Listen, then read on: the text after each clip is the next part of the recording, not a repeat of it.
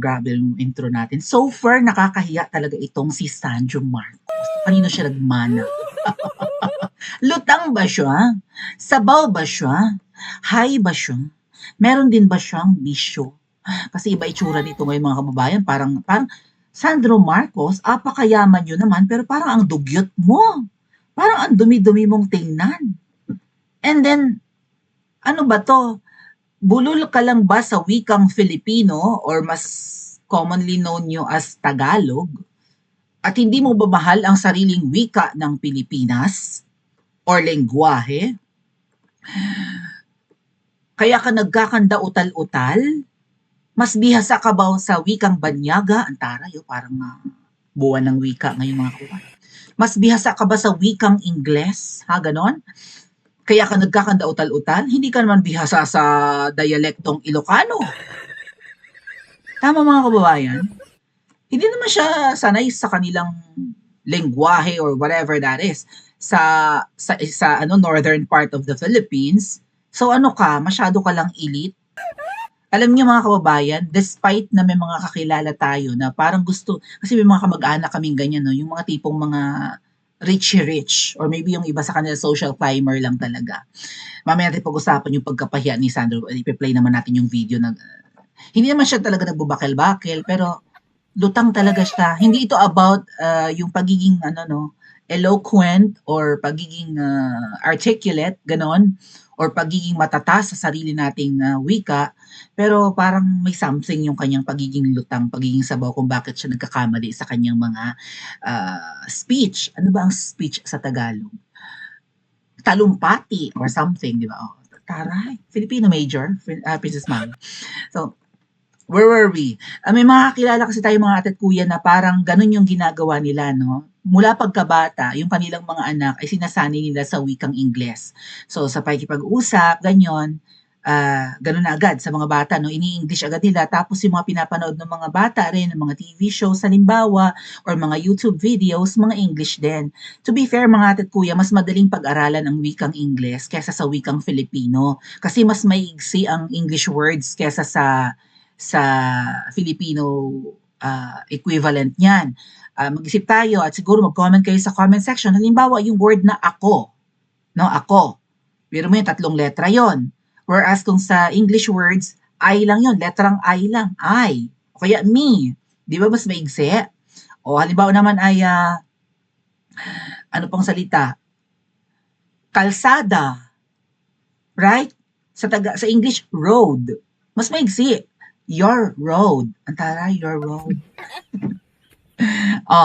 So, mas maigsi actually mga ate at kuya, mas madaling matutunan ng mga bata ang English. And then of course, ngayon with the technology, di ba, and internet, and information, yan, ganyan, mas exposed ang mga bata sa mga English. Wag kayo, lalo na sa mga kababayan natin na medyo nangingilag gumamit. Well, ang mga OFWs, sanay dyan, at saka yung mga, alam niyo na, mga middle class, no? Pero yung mga kababayan natin na talagang hindi nga bihasa sa wikang Ingles, na ano sila, no? Na parang tawag dyan, na-i-intimidate or maybe nag-hesitate din mga ate at kuya na gumamit ng wikang Ingles. Pero kung tutuusin mga kababayan, English is everywhere in the Philippines, lalo na kayong nandyan sa atin, sa Pilipinas. Tingnan nyo yung mga pangalan ng mga kalsada, yung mga binibili yung mga bagay-bagay, puro naman English ang makikita nyo dyan, no? And kung saan-saan pa. Kasi nga, second language natin, unfortunately, may nangyari nga sa Thailand na hindi maganda na yung isang Pilipinang turista no, nagmamaldita doon, nag-iinarte na, ano ba to? Grabe! Ang mga Thai, hindi magaling mag-English. O, di na-bash siya ngayon. Court na ha sa mga nasa Thai people. Pasensya na kayo dahil minsan ang mga Pilipino uma-attitude rin, feeling nila matalino sila porket bihasa sila sa wikang Ingles. Again po, hindi naman basehan ang pagiging matatas alone sa pananalita ng wikang Ingles ng ating katalinuhan. Pero itong si Sandro Marcos, yun na nga, mukhang sanay siya sa hiram na wika, no? Wikang Banyaga, English language, pero parang sabaw naman siya. Dapat Pilipino ka. Ano ang sabi ni Rizal? Ang hindi marunong magmahal sa sariling wika, right?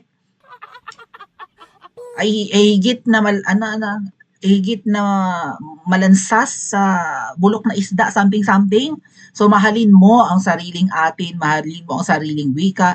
Bakit nagkakandautal-utal ka pa, Sandro Marcos? Eto po iyon, ang article. Sumabog, ano sumabog? Grabe naman yung word na ginamit. Sumabog sa tawa ang natawa, natuwa, kinilig, what?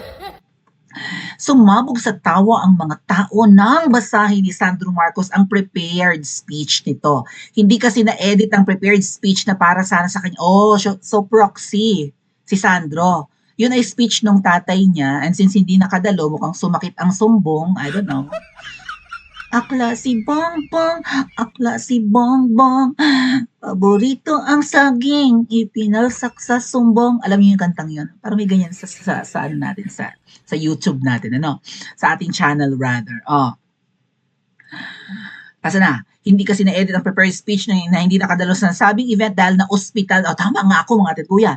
Sa sobrang sipag, na ospital sa sobrang sipag. Okay lang, ang bubulo, nanggigigil na naman tayo mga ating na ospital sa sobrang sipag. Again, yung diverticulitis ay hindi dahil sa kasipagan yon. Yun sa 'di ba, sa hindi tamang diet, plus sa old age and whatever na pwede maging cause nun. Hindi dahil sa sobrang sipag. Maniniwala pa ako kung lumuwa yung almoranas ni Ngiwi. Tama? Yun, sobrang sipag. Baka nagbubuhat na ng mabibigat, nagbubuhat ng ano ba yan? Bulto-bultong water container, right? Water dispenser, lumuwa ang almoranas, yun. Saka ako maniniwalang sobrang sipag.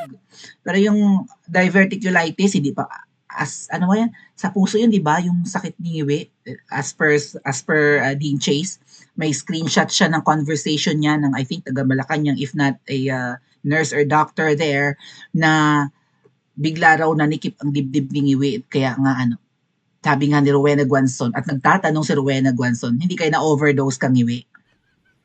Overdose yun, baka muntik-muntikan na.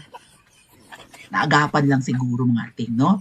Ewan ko, baka pinaamoy nila ng ammonia or white flower. Uso pa ba ang white flower, mga kababayan? White flower! Anyway, dire-diretsong binasa ng batang Marcos ang speech niya hanggang sa portion na binigyang pugay niya ang kanyang asawa, kahit wala naman itong asawa pa. Kasi nga mukhang hinarang ni Ma'am Shi kung talagang nakabuo man, no? Si Alexa Miro at saka si Sandro, naghiwalay na si Alexa Miro at si Sandro. Sino ang may mali sa kanilang paghihiwalay? Agad na pagtanto ni Sandro na may mali na sa pinagsasabi ito, kaya bigla niyang kinabig ang speech niya at sinabing ang speech na ito redundant much. Ang talumpating ito ay babasahin sana ng kanyang ama, pero huli na ang lahat dahil pinagtawanan na siya. Nakakatawa naman si Sandro. Parang ganun ba yun? Panoorin natin ang video ngayon. Full volume muna natin mga ating, no? Sige nga, let's listen to pagiging lutang ni Sandro. Parang may bingaw ka sa ngipon. Bingaw ka ba? Parang, ang pangit talaga ng ngipon niya. Ay, murag kuan man, murag may kiki man siya. Murag brown man masyado ang to my wife. Parang brownish ang ngipon niya, parang marami siyang tartar. Nagyosi ba ito? Todo inom ba to ng alak? Magpa-veneer ka na, Sandro, katulad ng nanay mo para hindi halata. Total ay 51 billion daw ang insertion mo, or 50 billion mahigit. Sabi ni Zaldico, pag-usapan natin mamaya si Zaldico. So, kamura-mura ng veneer, kahit umubos ka ng 1 million dyan sa ngipon mo. Ang dumi ng ngipin niya, mga kababayan, brownish, right? Tapos para pa siyang may bingaw. Right, may bingaw talaga siya. May bakante doon sa niya, din mayaman, tapos bungi-bungi, baka epekto yan ng pulburon natin. Di ba si Ngiwi dumudugo din yung gums? Baka nanlalagas na ang ngipon sa...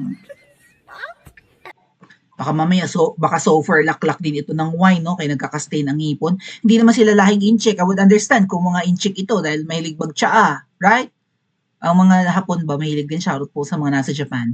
Pero ang napapansin ko kasi nung first time nga ako lumabas ng Pilipinas, ang unang kinakitaan ko ng hindi magandang ngipin ay itong mga incheck. nung nagpunta ako ng Hong Kong. Sabi ko, parang ang gwapo. Crush na crush ko naman talaga mga kababayan. Kinis-kinis, poreless, di ba? Alam niyo naman ang mga inchik, no?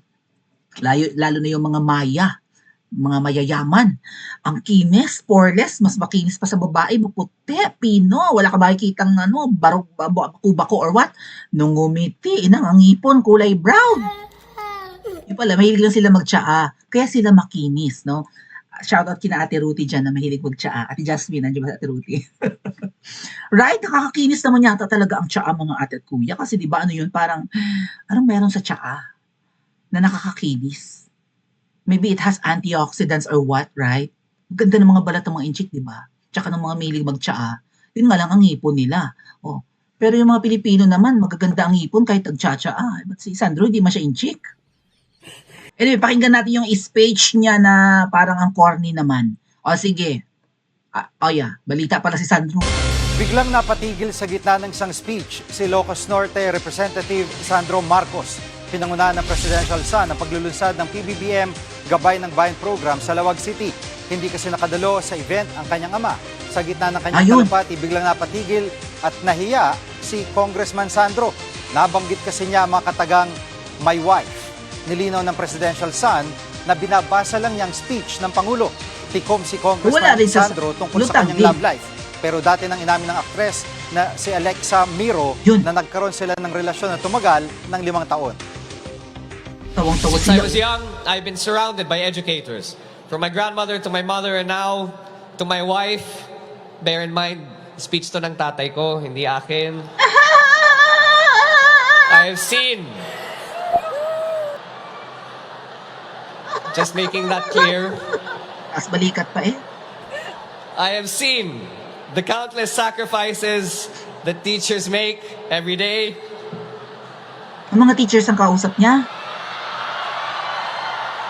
Mga teachers, gabay. Mga teachers to. Nahihiya Ay, si Angara, Secretary of DepEd. Yung pinalta ni VP Sara. Nakita niyo si Angara? Ito, si Angara. Siya yung pumalit kay VP Sara as DepEd Secretary. So, event yata ito ng mga teachers. My God, Sandro Marcos, nakakahiya lalo. Hindi basta-bastang mga tao ang kaharap mo dyan sa Ilocos. Gabay kineme ito, di ba? Gabay kineme. Mabuti ikaw ang nagkalat, mas magkakalat ang tatay mo dito. Tama ba yung event? Gabay kineme, right? Pakinggan natin ulit. Representative Sandro Marcos, pinangunahan ng presidential son ng paglulunsad ng PBBM Gabay ng Bayan program sa Lawag City. Gabay ng Bayan program. So, Gabay ng Bayan, I think it pertains to the teachers, knowing na nandyan si Angara. So, parang mga educators to. Gabay ng Bayan eh. Oh. Tapos, nag-speech ka pa sa harapan ng mga guro. Ay, Ginoo ko. Ninervyusin kang talaga. Right? Oh, kung tatay mo ang nagsalita dyan, lalo ng kahiya-hiya. Besides mga ate at kuya, well, I understand na magpe-prepare sila ng speech, tama? Kasi hindi basta-bastang mga demographics yung kaharap, no? Mga guro pala eh, tsaka mga matataas siguro na na opisyalis sa academe. Yeah. So, magre-ready ka talaga ng speech mo. Kailangan ma-impress ang mga hindi madaling ma-impress ang mga teachers, mga ating. Kung alam niyo lang ang tumatakbo sa isip namin habang nakikinig kami sa mga kausap namin. Shoutout sa mga teachers. Tama ba? Pag may kausap tayo, bantay na bantay natin ang mga pinagsasasabi. Kasi mga kababayan, trained kami dyan not just to listen carefully, listen attentively, actively listening ang ginagawa namin mga kababayan, ibang level ng pakikinig ang ginagawa namin. Besides, hindi lang yung pakikinig, no? Hindi lang yun kung ano ang sinasabi mo. Kasama sa pinag-aaralan namin yung facial expressions mo, yung gestures mo, right? Yung kilos, lahat na, behavior and whatnot, lahat na pinag-aaralan namin, lalo pag nasa stage ka, bantay na bantay ka namin. Kaya minsan pag may kausap ako mga atit ko, hindi ko na tinitingnan kasi baka ma-misinterpret ko lang lalo yung sasabihin or maybe ma-conscious yung kausap or something. So I understand, magre-ready siya ng speech, kailangan niyang i-impress ang crowd ng tatay niya, and then hindi nga nakadalo dahil may sakit ko, no? Siya ngayon ang magbabasa ng speech ng kanyang tatay. Pero dapat lagyan mo 'to, Sandro, ng personal touch mo, yung speech ng tatay mo. Maybe sumegue ka. Okay, maybe after or in between or bago mo basahin yung script ng tatay mo, umaasa sa script, bobo, palibhasa walang diploma 'no. Isingit mo yung ano mo, yung say, impressions mo with the teachers, maybe yung experience mo when you were studying, kung gaano mo ina-admire ang mga guro bilang second parent nung ikaw ay estudyante pa, 'di ba? Maybe words of encouragement, sasabihin mo kayo ang humuhubog sa mga panibagong henerasyon. One day ba, 'di ba, yung posibleng mga estudyante niyo naman ang mamumuno sa bansang ito. Therefore, malaki ang aming pasasalamat sa inyo. Kung hindi niyo gagabayan ng maayos ang mga bata, kung wala sa inyong patnubay, baka mapariwara ang bansang Pilipinas. Something, something. Sumegway ka. After all, mukhang aral ka abroad.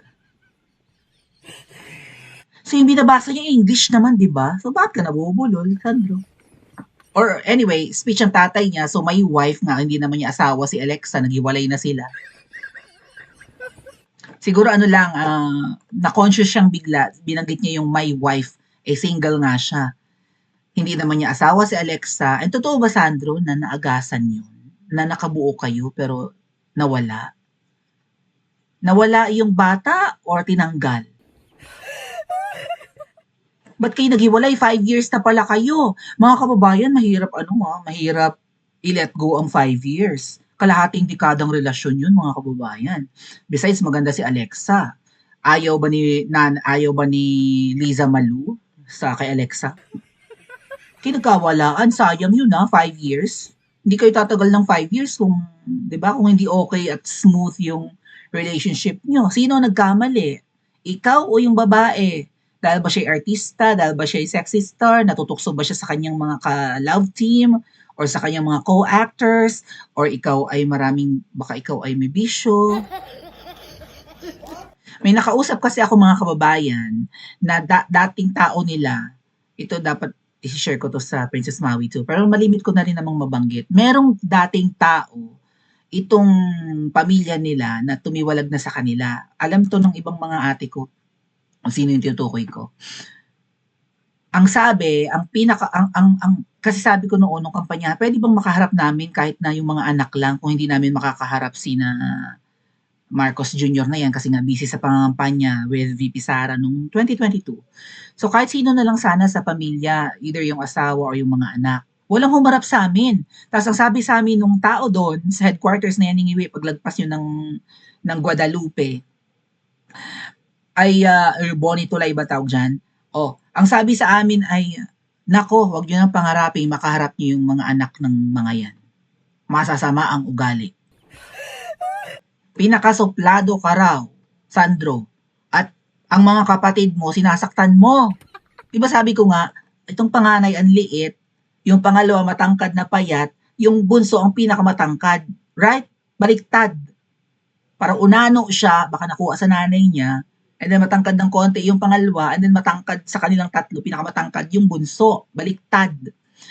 So, despite na pinakamaliit siya, since siya yung panganay, under niya yung dalawa niyang kapatid, binubugbog daw niya ni Sandro. Sabi nung tao nila, nakausap namin dyan sa headquarters. Hindi ako may sabi yung Sandro, taon nyo, masama raw bigyan kita ng clue kung sino yung nakausap namin, Sandro. Dyan sa condo mo sa Makati rin nakatira, kapitbahay mo. Kung hindi mo man ka-floor, parang ka-floor mo pa nga Pareho kayo ng floor level sa isang condo dyan in Makati. Totoo ba na doon mo dinadala yung mga babaita mo noon? At least babaita yung dinadala yung mga kababayan. Yung mga dinadala kayo niya sa Koh Samui, Thailand. Playboy ba ito si Sandro? Palikero ba ito? Pabling? Or open naman sa kahit ano? Lalaki, babae? Kaya ba sila nagkahiwalay ni Alexa Miro? Right? Tapos ginugroom pa nga pala, mga kababayan, itong si Sandro na maging vice president ni sino nga yung di umano'y patatakbuhin nilang pangulo, maybe pag-usapan natin sa susunod na vlog, si John Vic Remulla. Patatakbuhin di umano si John Vic Remulla as president sa 2028 kung sakaling hindi nila makayanang doktorin ang konstitusyon at tumagal ng lagpas 2028. Kasi yan ang balak nila. Wala raw balak bumaba yung mga yan. Wala raw balak bumitiw singi sa pwesto. Gusto nila lumagpas pa. Katulad ng tatay, right? Yung lolo ni Sandro. 2 dekada mahigit. Yan din ang kanilang gagawin, mga tet kuya. Gagawa nila ng subukan nyo. Subukan nyo. Sige.